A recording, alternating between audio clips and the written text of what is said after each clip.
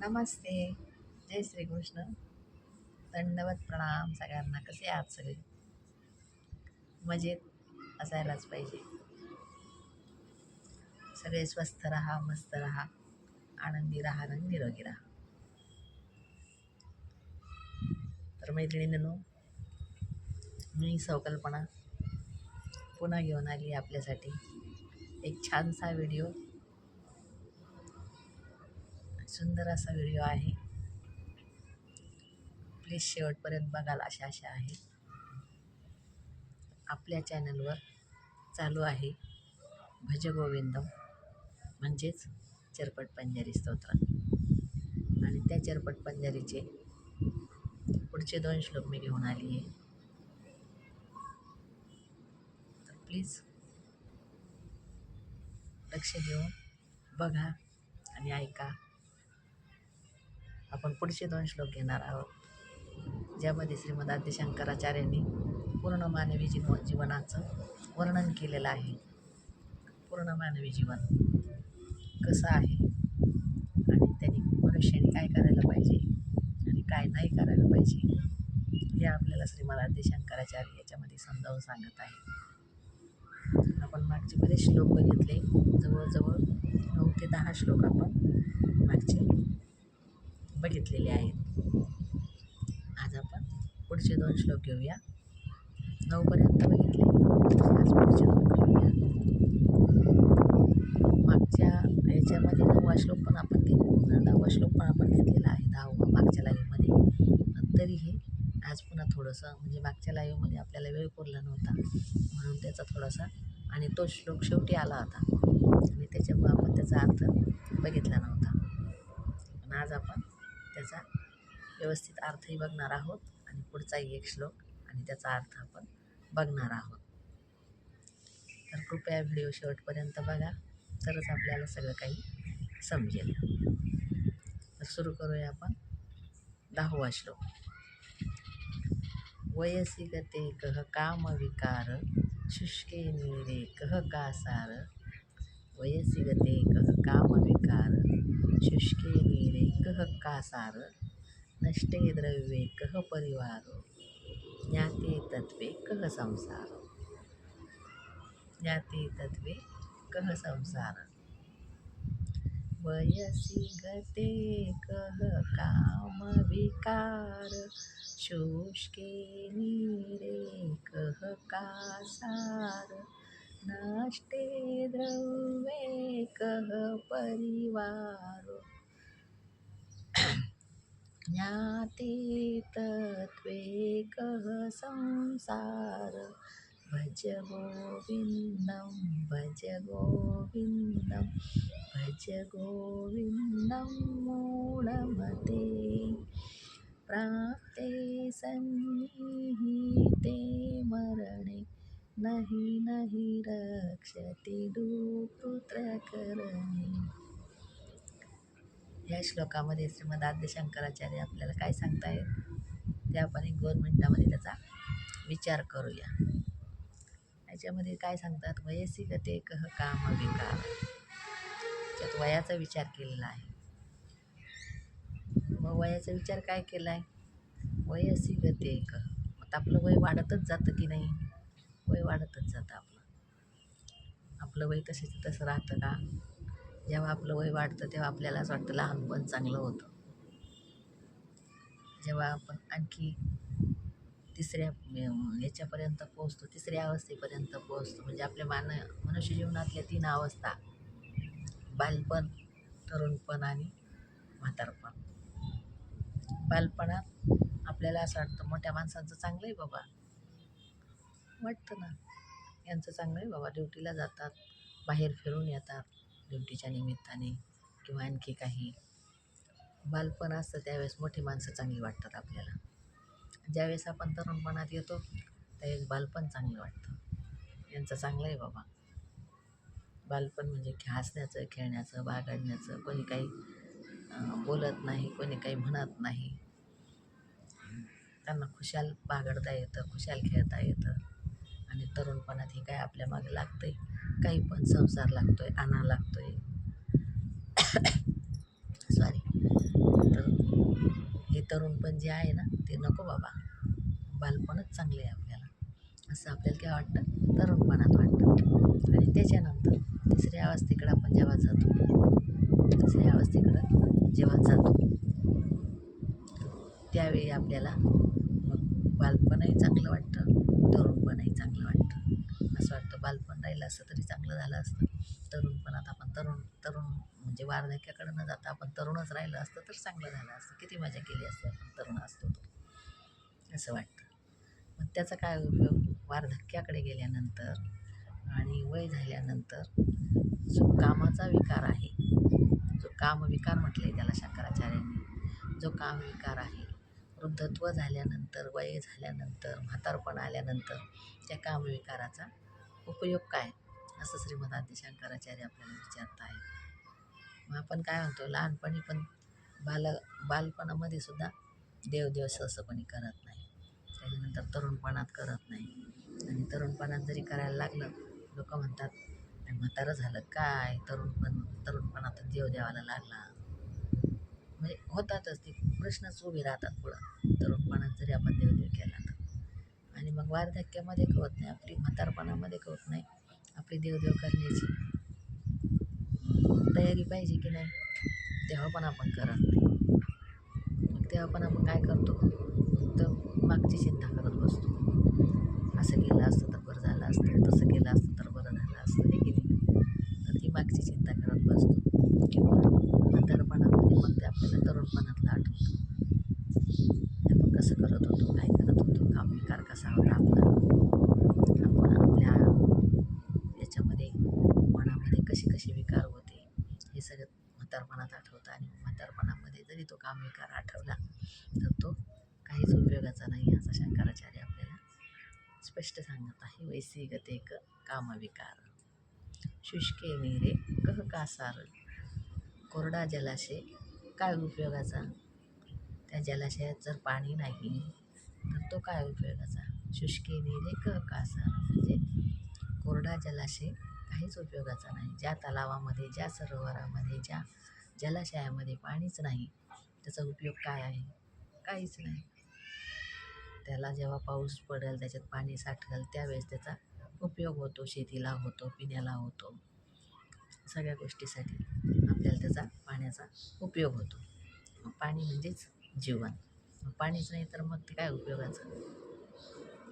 म्हणजे त्याच्यातून एक थोडक्यात सांगायचं आहे काही शंकराचार्यांना, की जसं तलावात पाणी पाहिजे तसं आपल्या शरीरात पण पाणी पाहिजे.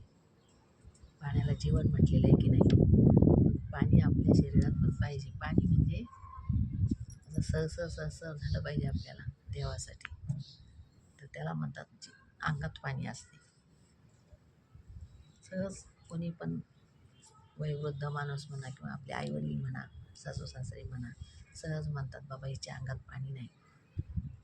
आपण थोडंसं लवकर पोटबस केली नाही किंवा काही नाही ना, तर तेव्हा विचारतात, तेव्हा म्हणतात ते, अरे हिच्या अंगात पाणीच नाही, असं म्हणतात. म्हणून पाण्याचा संबंध हा जीवनाशी पण आहे.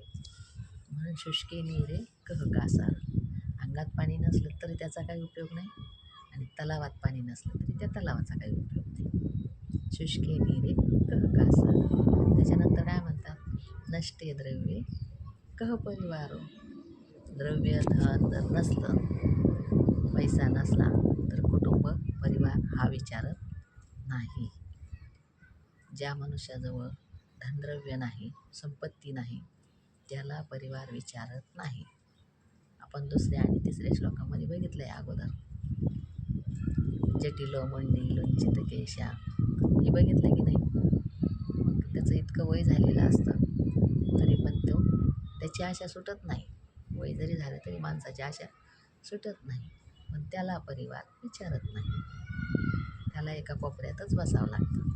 म्हणून नष्टे द्रव्ये कह परिवार. आणि त्याच्यानंतर पुढं जाऊन शंकराचार्य म्हणतात, ज्ञाते तत्वे कह संसारो, ज्ञाते तत्वे कह संसार. ह्या सगळ्याचा जर उपयोग नाही, वृद्धावस्थेत कामविकाराचा उपयोग नाही, तलावामध्ये पाणी नसलं तर तलाव काही उपयोगाचा नाही, परिवार उपयोगी येत नाही जेव्हा धनद्रव्य नसतं, त्यावेळेस परिवार पण उपयोगी येत नाही. ह्या सगळ्या अवस्था ज्या असतात त्या काहीच उपयोगाच्या नाही. मग अवस्था कोणती उपयोगाची आहे? तर या सगळ्या अवस्थेतून जात असताना जर तुम्ही ज्ञान मिळवलं, थोडंफार भगवंताविषयी ज्ञान मिळवलं, की तो आपल्याला सगळ्याला तारणारा आहे, तो सगळ्यांना आपल्याला पार करून नेणार आहे संसार सागरातून, भवसागरातून. तर तो त्याच्याविषयी जर आपण ज्ञान मिळवलं तर ते म्हणतात ज्ञाते तत्वे कह संसार. मग ज्यावेळेस माणसाला पूर्णपणे ज्ञान होतं त्यावेळेस माणूस म्हणतो संसार काय आहे, कसा असतो संसार, काय आहे संसारामध्ये. आपण ऐकतो साधू संतांचं, ते म्हणतात संसारात काही उरलं नाही. आणि आपणही म्हणतो त्यांच्याबरोबर. तेव्हा आपण कीर्तन भजन ऐकून येतो ना, तेव्हा आपण पण म्हणतो काही उपयोग नाही संसाराचा, काही उपयोग नाही. तर तसं ज्ञाते तत्वे कह संसार, संसाराचा काहीच उपयोग नाही. पुढचा श्लोक घेऊया आपण. याचा अर्थ समजला का? समजलाच असेल मला वाटतं, कारण आपण हा श्लोक बऱ्याच 2-3 वेळेस घोकलेला आहे आणि 2-3 वेळेस याचा अर्थसुद्धा आपण घोकलेला आहे. त्याच्यामुळे हा श्लोक आपल्याला नक्कीच समजला असेल. पुढचा श्लोक आपण घेऊया. नारी स्तनभर नाभिनिवेशम, नारी स्तनभर नाभिनिवेशम, मिथ्या माया मोहावेशम. नारी स्तनभर नाभिनिवेशम, मिथ्या माया मोहावेशम. एतन्मांसवसादि विकारम, एतन्मांसवसादि विकारम, मनसि विचारय बारंबारम. भज गोविंदम भज गोविंदम भज गोविंदम मूढमते, प्राप्ते सन्निहिते मरणे, नहि नहि रक्षति दुःखत्र करणे. आता याच्यात काय सांगितलंय? नारी स्तनभर नाभिनिवेशम. नारी स्तन आणि नाभी हे मुख्य आकर्षणाचे बिंदू आहेत आणि मनुष्य त्या स्त्रीकडं हे जर दिसलं तर त्या स्त्रीकडं तो आकर्षित होतो. हे सांगण्याचा उद्देश एवढाच आहे शंकराचार्यांचा, की ही मिथ्य माया आहे. ही जी आहे ती मिथ्य माया आहे. ज्यावेळेस पुरुष एखादा स्त्रीकडे आकर्षित होतो, नारी स्तनभर नाभिनिवेशम, मिथ्या माया मोहावेशम. हे सगळं मिथ्य आहे. माया, मोह, आवेश, आकर्षण हे सगळं मिथ्य आहे. पण तरी पण आपण त्याला मिथ्य म्हणत नाही, आपण त्याच्यातच गुरफटून जातो. म्हणून हे शंकराचार्यांनी आपल्याला सांगितलं आहे की नारी स्तनभर नाभिनिवेशम, मिथ्या माया मोहावेशम. हे जे आहेत ना, म्हणतात शंकराचार्य काय म्हणतात, नारी स्तनभर नाभिनिवेशम म्हणजे नारीचे स्तन आणि नाभी हे जसे आकर्षणाचे बिंदू आहे पुरुषाच्या, तसंच हे काय आहे म्हणतात, हे मांसाचे आणि चरबीचे विकार आहेत. मांसाचे म्हणजे मांसाचे, मांस आणि चरबी यांचे विकार आहेत. नारी स्तनभर नाभिनिवेशम हे काय आहेत म्हणतात, मांसाचे विकार आहेत आणि चरबीचे विकार आहेत. हे विकार कोणाला आहेत? हे माणसाला आहेत. तर असं ते सांगतायत की नारी स्तनभर नाभिनिवेशम, मिथ्या माया मोहावेशम. एतन्मांसवसादि विकारम, मनसि विचारय वारंवारम. ह्या आकर्षणाकडं न जाता, ह्या आकर्षणाकडं जर तू जात असशील, तू मनाला वारंवार विचार की मी काय करतोय, मी कुठं चाललोय, मी काय करतोय, मी कुठं चाललोय, मला काय पाहिजे नेमकं, मी काय करायला पाहिजे आणि मी काय करतोय, हा वारंवार विचार कर. आणि हे मूर्खा गोविंदाला भज. गोविंदाला भजल्याशिवाय तुला दुसरा पर्याय नाही. नंतर तू वार्धक्याकडे जेव्हा जाशील, जेव्हा मरणाच्या दारात पडशील आणि त्यावेळेस जर तू भगवंताचं नाव घेशील तर त्याचा काहीच उपयोग होणार नाही. कारण आयुष्यभर घेतलं नाही आणि त्यावेळेस काय आवाज ओळखीचा असेल का हो?